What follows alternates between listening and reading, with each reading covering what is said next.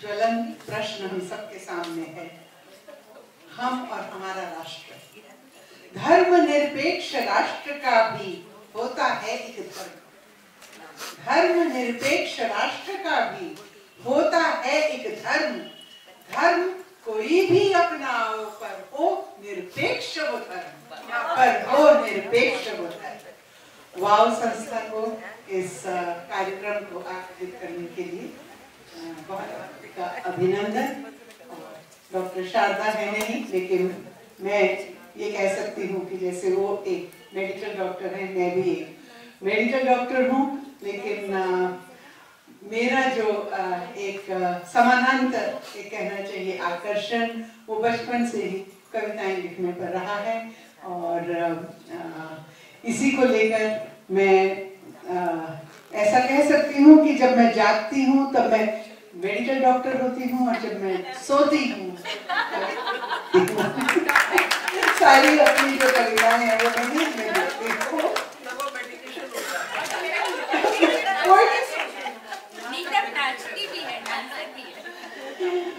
अच्छा, और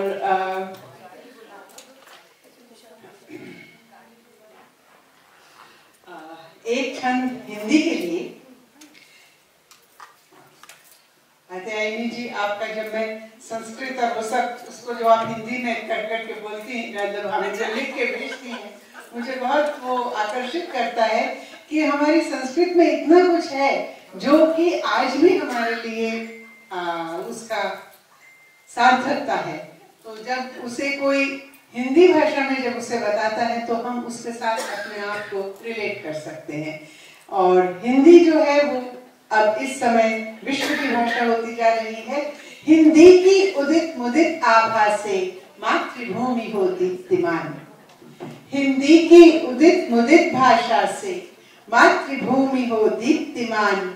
ओजस्वी उद्बोधक हिंदी, विश्व मैत्री उद्घोषक हिंदी। दिग्विजयी हो यह अभियान, दिग्विजयी हो यह अभियान।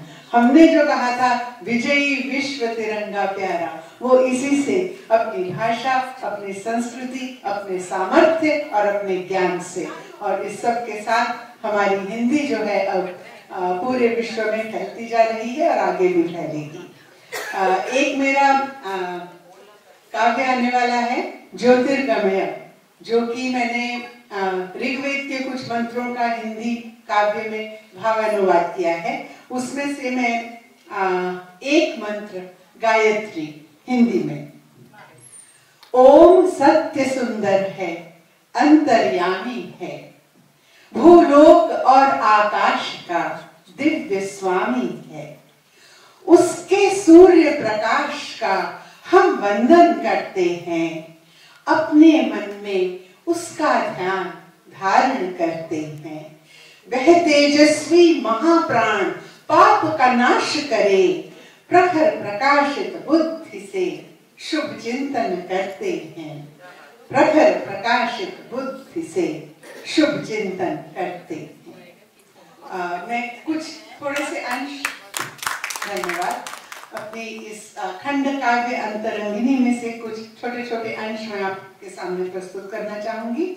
अंतरंगिनी में मैंने कृष्ण और राधा के पुनर्मिलन की अभिव्यक्ति की है महाभारत युद्ध के बाद। ये मेरी कल्पना में जो मैंने एक मेरे सामने एक दृश्य ऐसा उपस्थित हुआ, उसी को मैंने इसमें कहने की कोशिश की है। तो महाभारत का युद्ध हो चुका है और श्री कृष्ण न जाने क्यों आज वृंदावन की ओर जा रहे हैं। और सहसा जब राधा उन्हें, जो उनकी इतने समय से प्रतीक्षा में वृंदावन की सीमा पे हर रोज उनकी राह निहारती थी, जब वो उनको अपने सामने आते देखती है। तुम लौट आए कान्हा, धर्म और कर्म की रक्षा का संकल्प निभाए, भविष्य का मार्ग प्रदीप्त करने का कोई अनुष्ठान शेष तो नहीं छोड़ा। सच कहना सुकुमार, उस प्रचंड महायज्ञ के उग्र रूप में स्वयं प्रज्वलित होकर तुमने क्या पाया? तुम सूत्रधार थे ना उस घटनाक्रम के, खेल तुमने रचा था ना, पर वहां तुमने जो कहा क्या समझ पाया कोई? एक बात पूछूं सावरे, क्या कोई जान पाया है तुम्हें वैसा जैसा मैंने जाना? तुम्हारा ये छलिया रूप कितना विकट है, इसका सम्मोहन पार कर पाना कितना कठिन है, जानती हूँ केवल मैं। तुम कितना भी छिपा, तुम्हारे मनोभावों को पल भर में बूझ लेती हूँ, अंतरंगिनी हूँ तुम्हारी। तुम्हें व्यथित नहीं देख सकती, इसीलिए तुम्हारे अनुतप्त हाथों को थामने लो मैं आ गई हूँ। आओ माधव, इस आम्र मंजरी की छांव में विराजो। मोहना, तुम्हारे सामने मस्तक पर सहस्रों श्वेत कण क्यों उभर आई हैं? मेरे कांधे पर टिका दो ना अपना ये नीलमणि सा उद्दीप्त मस्तक, आंचल से पूछ दो इसे। क्या चित्र है।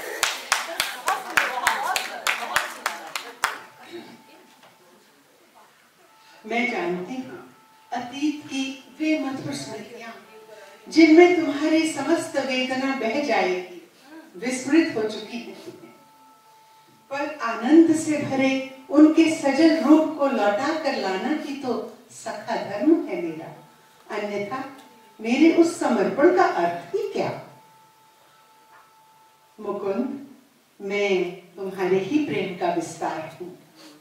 तुम कान्हा से द्वारकाधीश कृष्ण हो गए, परिवर्तन तुम्हारी सृष्टि का नियम है, विधाता होकर भी अपनी ही बनाई विधियों से विवश रहोगे ही, पर प्रेम के विस्तार को स्वच्छंद प्रवाहित होने का अधिकार तुम्ही ने दिया है।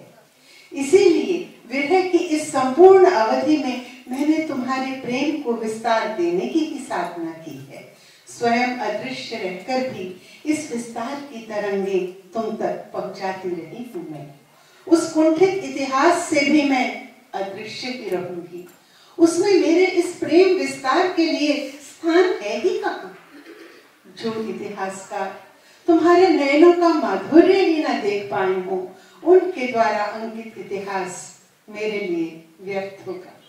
हाँ कान्हा, व्यर्थ है मेरा यह विचार करना कि मैं ऐसी काल बाधित क्षणिक इतिहास में होंगी अथवा नहीं। मैं तुम्हारे हृदय स्थल में हूँ, यह देख बहुत मान हो रहा है तुम पर और स्वयं पर।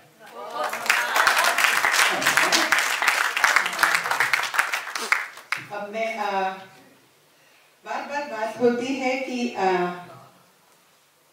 कविता क्या है, तो कविता केवल छंद और भावों का आवेग नहीं है, वह हमारी सभ्यता और संस्कृति की संवाहक है, क्योंकि वह हमारी स्मृति को ओजस्वी करती है और समय के साथ साथ हमारे हर आने वाले युग में एक युग को दूसरे युग तक जोड़ती है।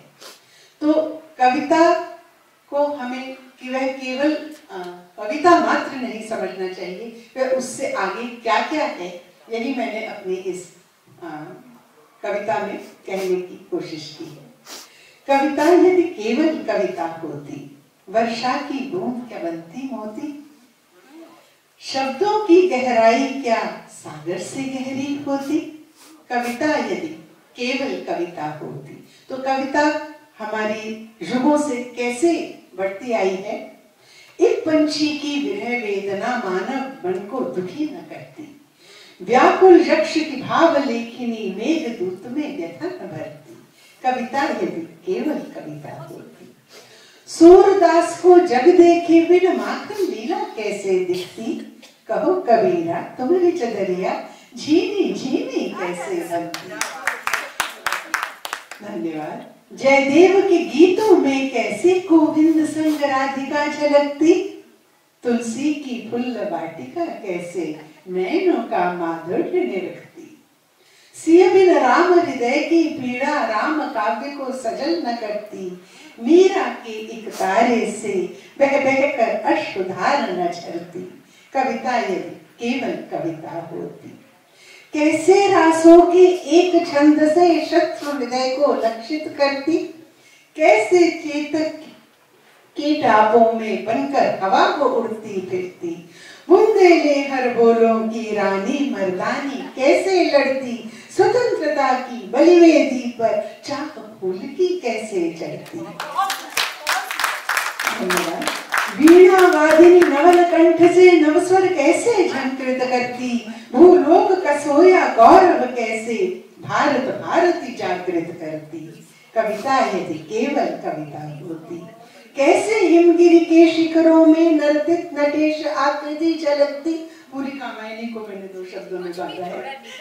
मेरे मधुर मधुर दीपक की लत कैसे युग युग जलती, 2 आंखों की गहन गुफा के अंधकार में कैसे सहती, छिप छिप अश्क बहाने वालों में फिर जीवित कैसे रहती। रश्मि रथी के प्रश्न युग मस्तक पर अंकित कैसे करती, रश्मि रथी के प्रश्न युग मस्तक पर अंकित कैसे करती। अग्निदेश से आने वालों को अभिनंदित कैसे करती। कविता यदि केवल कविता होती, अंतरतम से अंतर मन कैसे विकसित नंदित करती। ध्रुवदल सुंदर शोभित करती, मातृभूमि वर्धित करती। कविता यदि केवल कविता होती, वर्षा की बूंद न बनती होती। शब्दों की गहराई ना सागर से गहरी होती। कविता यदि केवल कविता होती। अब एक गजल के कुछ शेर। क्षमा जब नूरानी सी उतरी जमीन पर, क्षमा जब नूरानी सी उतरी जमीन पर, दुआ एक रूहानी सी उतरी जमीन पर, दुआ एक रूहानी सी उतरी जमीन पर। छुआ चांदनी ने कली का तबस्सुम, छुआ चांदनी ने कली का तबस्सुम, तो खुशबू रुमानी सी उतरी जमीन पर, तो खुशबू रुमानी सी उतरी जमीन पर। और वाव जो काम कर रही है, डॉक्टर साहिबा नहीं है लेकिन उनके लिए खास सोचकर मैंने लिखा था।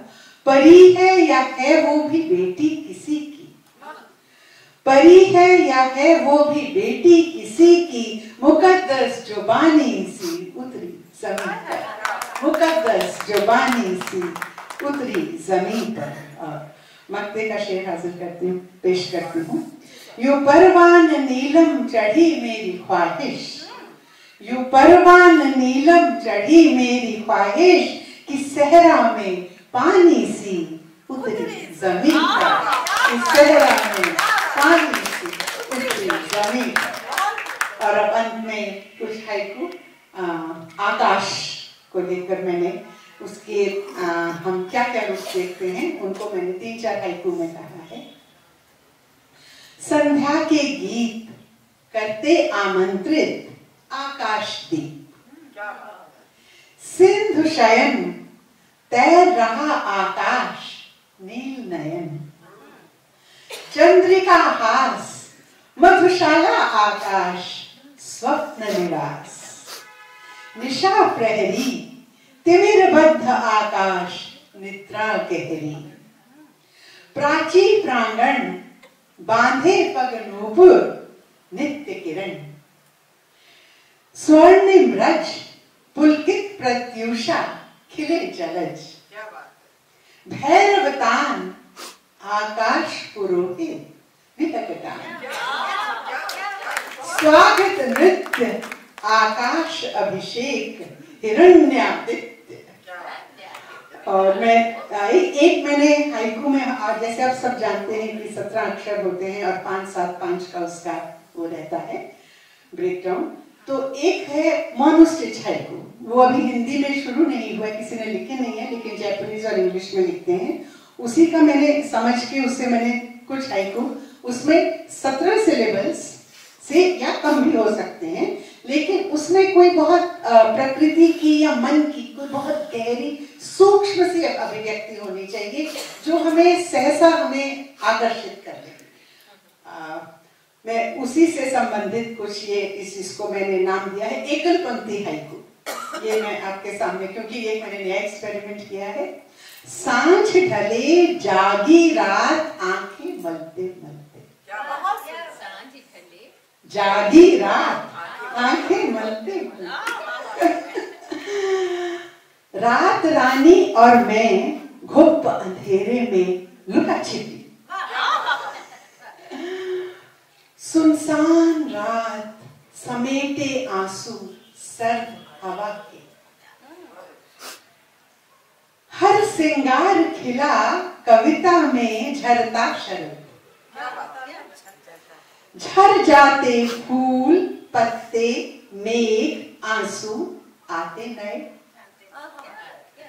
मिला खोया मोती मुझे तूफान में डूबने के बाद।